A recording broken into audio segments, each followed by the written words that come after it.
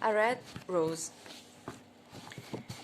Sunday, September 13th, 12:13 a.m. Berners Street off Commercial Road was quiet. Although the weather was wet and breezy, it was a mild night. In Berners Street, almost opposite a school, were two big wooden gates which opened into Dutfield's yard, a dark, narrow court between number 42 and 14.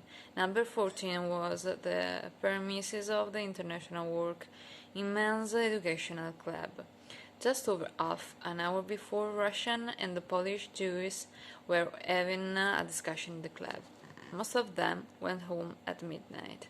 20 or more stayed behind the club room upstairs. Some of them began singing Russian songs and dancing. There was a front door to the club in Berners Street and a side door in Dutfield Yard that opened into the club kitchen. The passage into the yard was about 5 meters long and extremely dark. But inside, the yard light came from the club windows, the club office, and from some cottages on the other side of the yard. Constable William Smith took him along Berners Street every 25-30 minutes. At 12:35 a.m. he noticed a man and a woman by the school wall opposite Dutfield's yard. The woman wore a red flower on her jacket. The man had a parcel wrapped in newspaper. He was 117 meters tall, about 20 years old, and wore a stalker hat and dark clothes. At 12:45, Israel Schwartz was walking toward Dutfield's yard when he saw a man stop and speak to a woman in the entrance. Schwartz later described the man as 1.65 meters tall, about 13, with a small brown mustache. He was wearing a dark jacket and trousers and a black cap with a spike. Suddenly the man pulled the woman into the street and threw her down onto the pavement.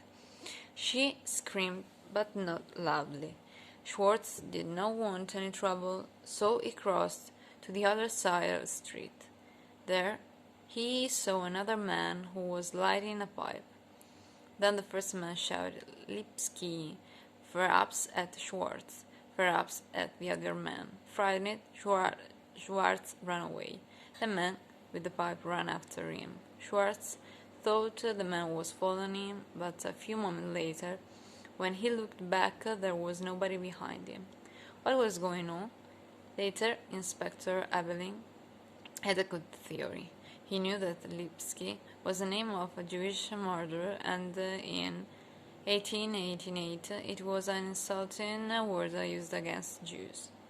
Israel Schwartz was Jewish, so perhaps when the first man saw him, he shouted Lipski to warn him aggressively to go away.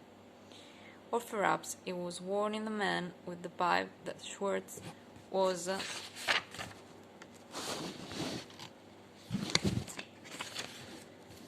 coming.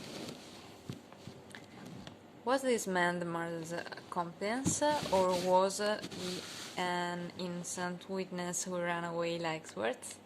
At 1 a.m., Louis Diemschutz was coming along Berners Street with his pony and cart. He lived with his wife at the club, which they managed together. When he drove his cart into the entrance to Dutfield's yard, the pony turned to the left and refused to go on. It was scared of something. Mr. Diemschutz looked down to his right, and in the pitch darkness he could just see a shape on the ground. He got off his cart and struck a match. Before the breeze blew out the match, he made out a figure in a dress. It was a woman. Mr. Diemschutz, anxious about the safety of his wife, went into the club to look for her. He found her safe with some club members and told them about the woman. Then he returned the yard with a candle and a friend. When they saw a lot of blood flowing from the woman's neck, they ran to find a policeman. At the same time, Maurice Eagle, another member of the club, ran for help in the opposite direction. He found two policemen in Commercial Road who rushed to Dutfield Yard. Then one of them went off to bring a doctor. Edward Johnston, a doctor's assistant, arrived at 1:13. He examined the dead woman and saw that she had a deep cut in her throat.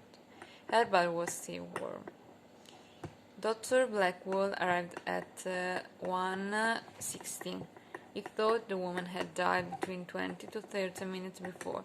He noticed a scarf round her neck. It was tied on the left side and was pulled very tight. Had the killer seized the scarf from behind and pulled her to the ground, where he cut her throat?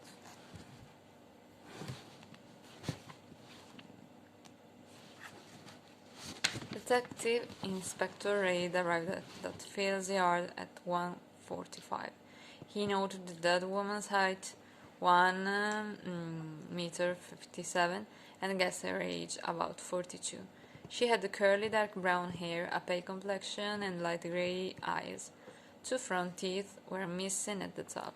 She wore a long black jacket and old black skirt.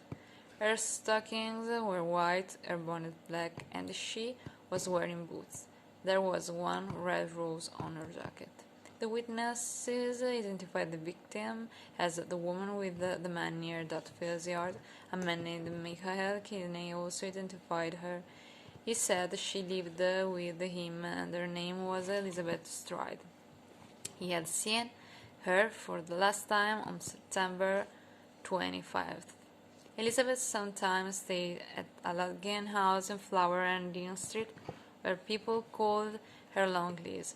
Mr. Tanner, the deputy, said she last saw Elizabeth alive about 7 p.m. on Saturday 29th in the kitchen of the lodging house.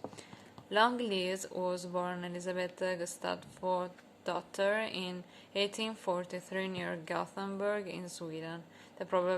She probably came to England for domestic work. In 1869, she married John Strider, a carpenter. Nobody knows when the marriage broke down, but in 1877 Elizabeth was living in a workhouse. Her husband died in 1884, when Long Liz was lodging in Flower and Dean Street.